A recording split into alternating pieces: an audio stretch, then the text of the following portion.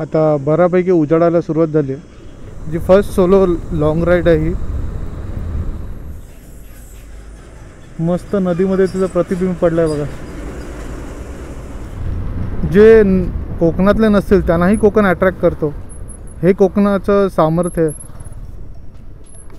म्हणजे प्रत्येकाला कोकणात यावंसं वाटतं एकदा ना एकदा तरी.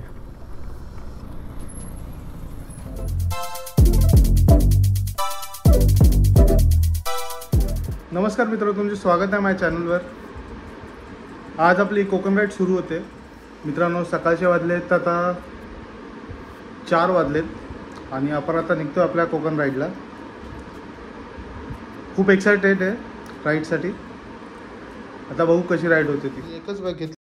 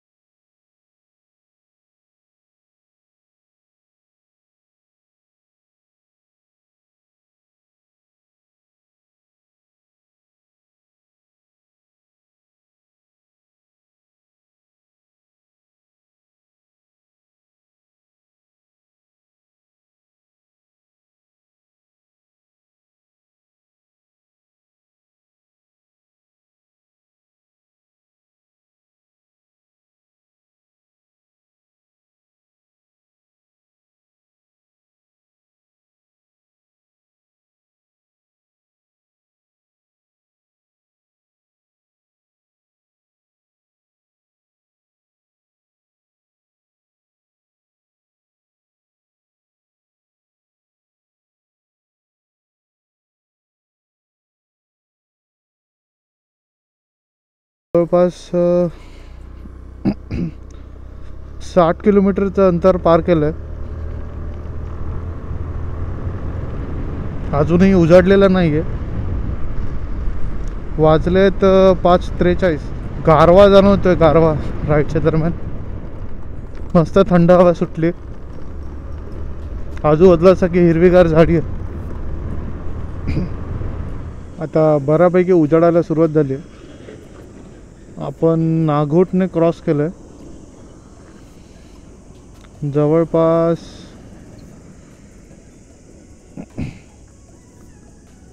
65 to 70 किलोमीटर्स आपण कंप्लीट केलेत. आता अजून 223 किलोमीटर आहेत बाकी. एक छोटा ब्रेक घेतो, वॉटर ब्रेक. आता आपण बोलूया ही कोकण राईड म्हणजे कशी डिसाईड केली. गेल्या आठवड्यात मी विचार करत होतो की कोणतरी एक राईड करूया आणि लकीली 1 मेची सुट्टी आहे, महाराष्ट्र दिन. सॅटर्डे संडे आणि सोमवार महाराष्ट्र दिन. तर मी आजची फ्रायडेची एक सुट्टी टाकली. 4 दिवस आपल्याला कुठेतरी जाऊया असा प्लॅन होता. आणि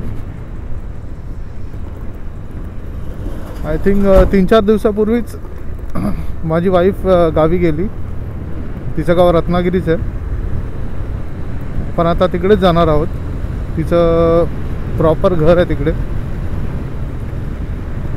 तर तिकडे आपण आता जाणार आहोत.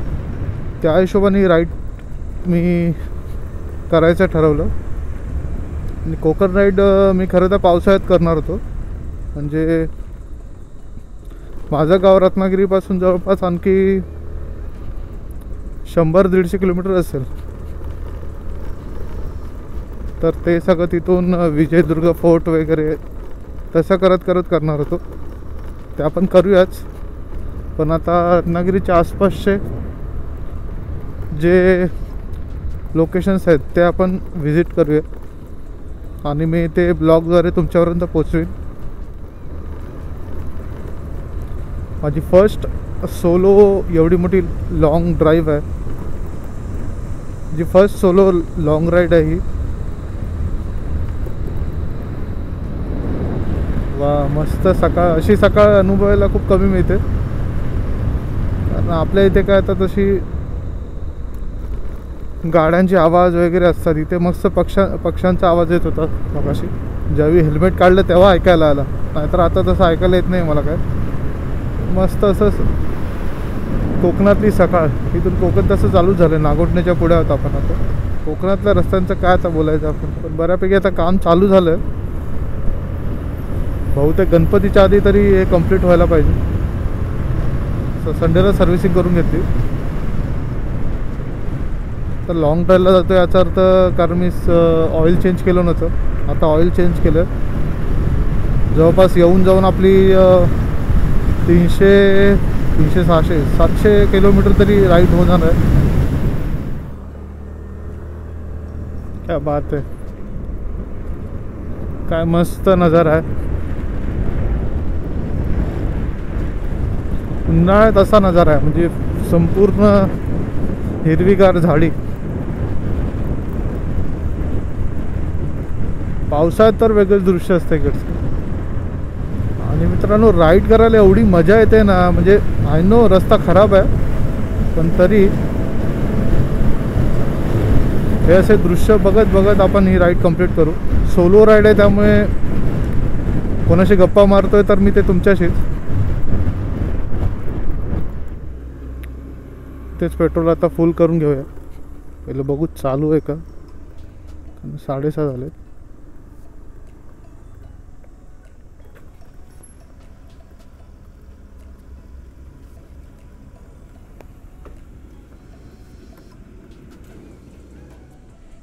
पेट्रोल भरून झालेलं आहे.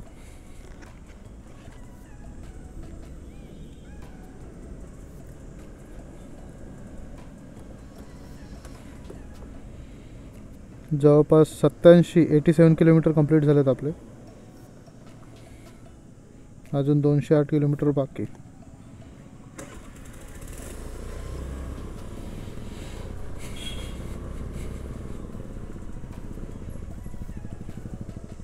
सूर्योदय झालेला आहे. मस्त सूर्यदेवताचे दर्शन होते. आणि हा असा रस्ता कोकणाचा, तो समोर दिसतोय तो रेल्वे ट्रॅक आहे कोकणातला. मस्त नदीमध्ये तिचं प्रतिबिंब पडलंय बघा. चला आपण राईडला पुढे जाऊया.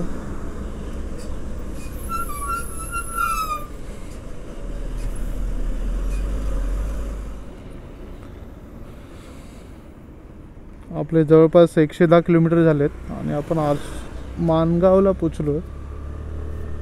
Think Mangaon S T depot आहे, मागे गेला पोचेल.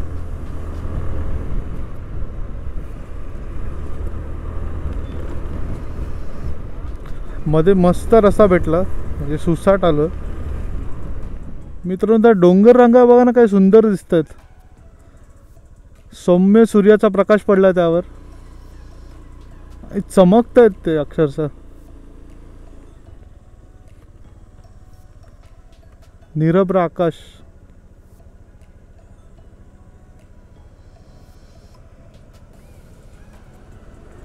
लालपरी, महाड, स्वारगेट.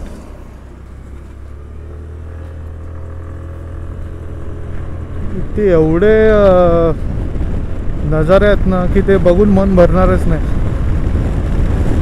सकाळच्या राईडला हीच मजा असते. असं काहीतरी तुम्हाला बघायला भेटतं दृश्य.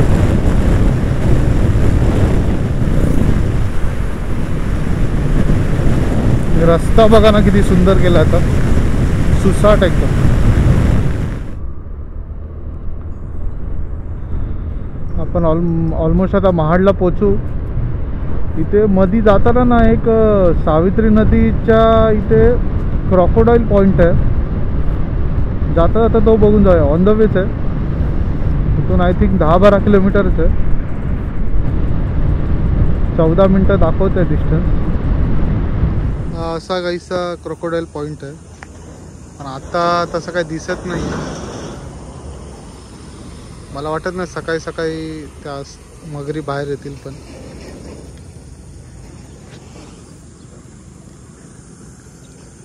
पानाखाली ते हलताना दिसते काहीतरी, पण काय ते कळत नाही. काय पानाखाली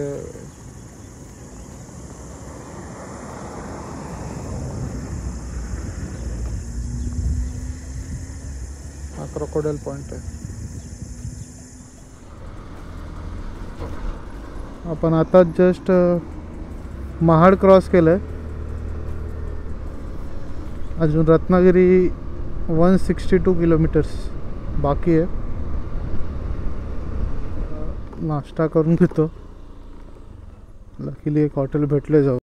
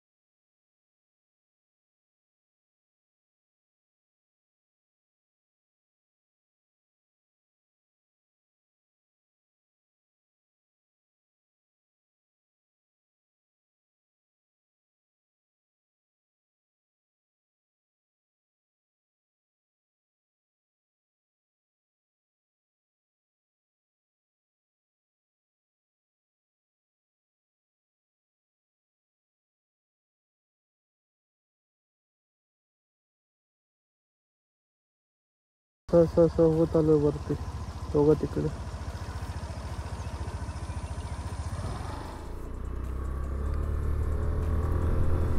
फायनली तो घाटाचा रस्ता संपला आहे. कशे घाट.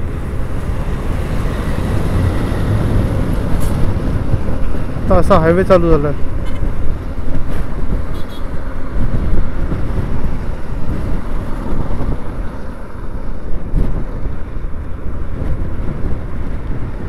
समोर कोकण रेल्वेचा ट्रॅक.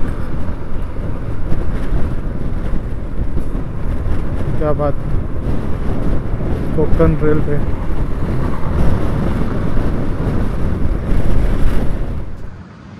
मित्रांनो, जवळपास 187 किलोमीटर अंतर आपण कंप्लीट केलं आहे. अजून 120 ते 130 किलोमीटर अंतर बाकी आहे. रस्ता आता जो लागला आहे तो फार सुंदर आहे. पूर्ण पुण्याच्या वेसारखा रस्ता आहे.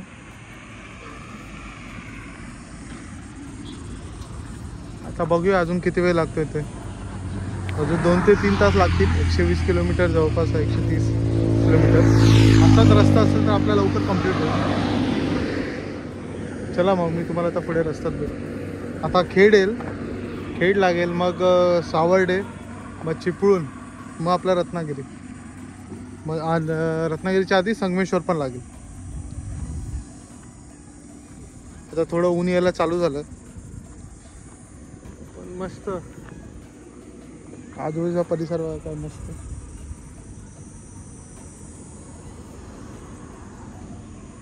ते सावली होती म्हणून, इथे सावली होती म्हणून थांबलो होतो थोडा वेळ. गाडीला पण थोडा आराम आणि मला पण. चला आता मग भेटतो मी तुम्हाला गाडी. मित्रांनो, आताच जस्ट आपण खेड सोडलंय आणि आता भोसते घाट चालू झालाय.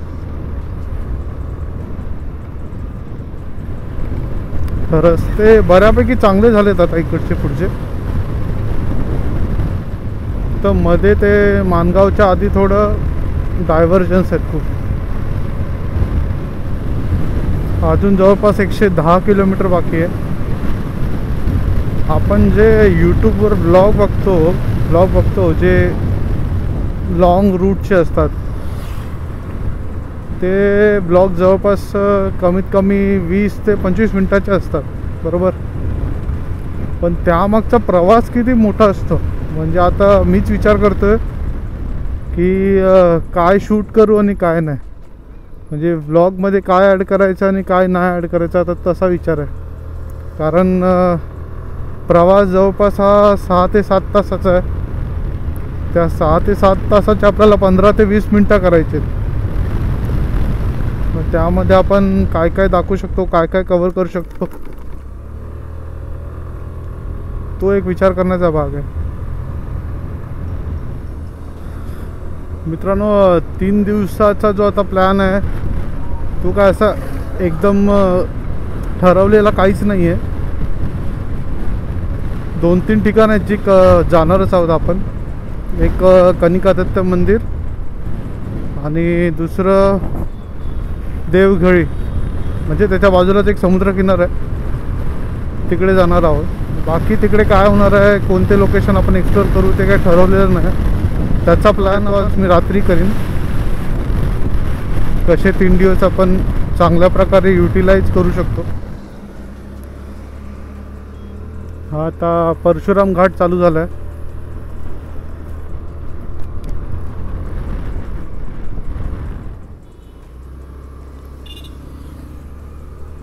मित्रांनो, आताच आपण चिपळूण क्रॉस केलं आहे. तर सावर्डेल 15 ते 20 किलोमीटर आहे जवळपास इथून. कोकणातल्या ना लोकांची भाषा, मी स्वतः कोकणातला आहे त्यामुळे माझं गाव कणकवली आहे. कणकवलीमध्ये तळेरे ST स्टँड आहे, तिकडून माझं 5 किलोमीटर अंतरावर गाव आहे. तर त्या भाषेचं एक सौंदर्यच वेगळं आहे. म्हणजे मी आता जस्ट बोलताना ऐकलं, कारण मला हे आठवतं की मी लहानपणी ज्यावेळी शाळेत होतो त्यावेळी 15 दिवस मी गावी येऊन राहायचो. तर त्या 15 दिवसामध्ये ना मी ती भाषा ऑलमोस्ट ॲडॅप्ट करायचो. म्हणजे मी ती बोलायचो. आणि त्यानंतर शहरात आल्यावर परत आपली नॉर्मल जी मराठी आपण वापरतो ती,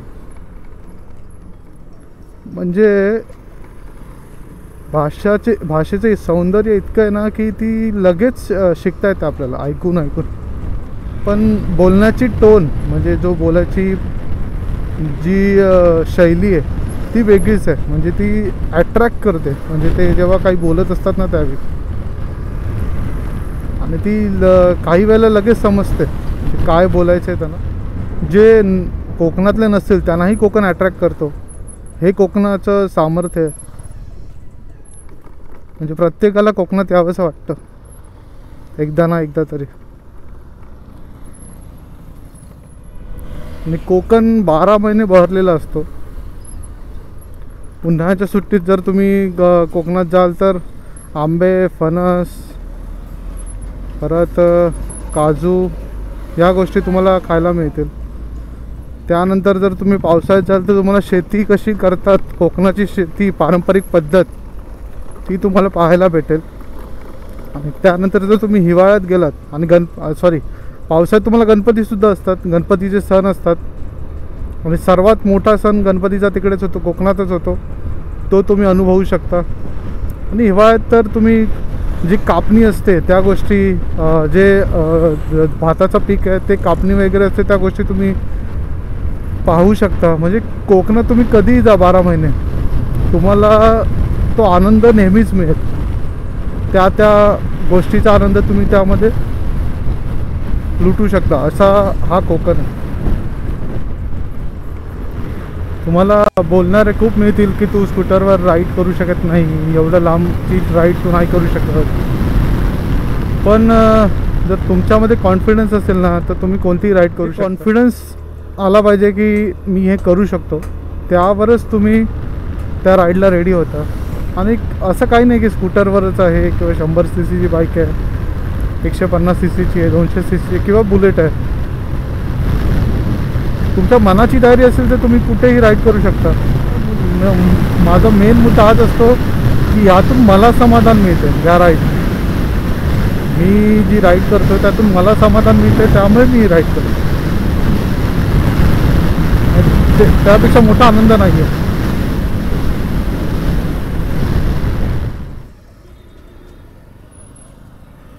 आपण आता संगमेश्वर बस स्थानकच्या जवळ पोचलो आहे. इथून रत्नागिरी जवळपास 36 किलोमीटर आहे.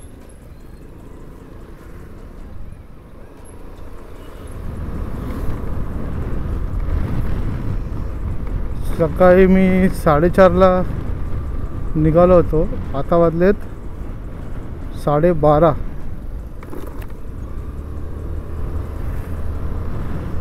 सात वाजते 7, 8, 9 होते 10, 11, 12, 8 तास झालेत.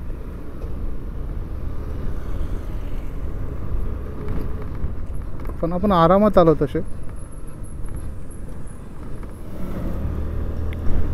आपण ऑलमोस्ट आपल्या डेस्टिनेशनच्या जवळ पोचलो आहे. हार्डली 4 मिनिटावर आहे कारवाची वाडी. हा टर्न आहे बहुतेक आता. हां, हा टर्न आहे पुढे येणार आहे.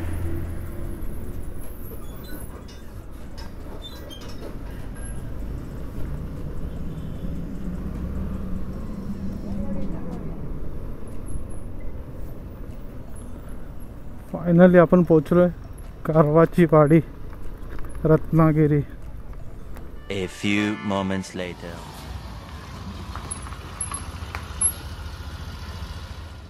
नऊ तासाच्या प्रवासानंतर आपण रत्नागिरीला पोचलो आहोत. आपण सकाळी पनवेलवरून 4:30च्या दरम्यान निघालो होतो आणि आता वाजले दुपारचे 1:46, म्हणजे जवळपास 2 वाजलेत.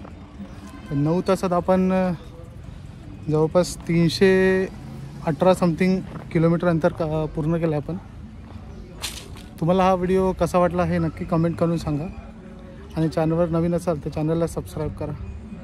आपण भेटूया आता कोकण राईडच्या वेगवेगळ्या व्हिडिओजमध्ये. आपले किलोमीटर झाले 320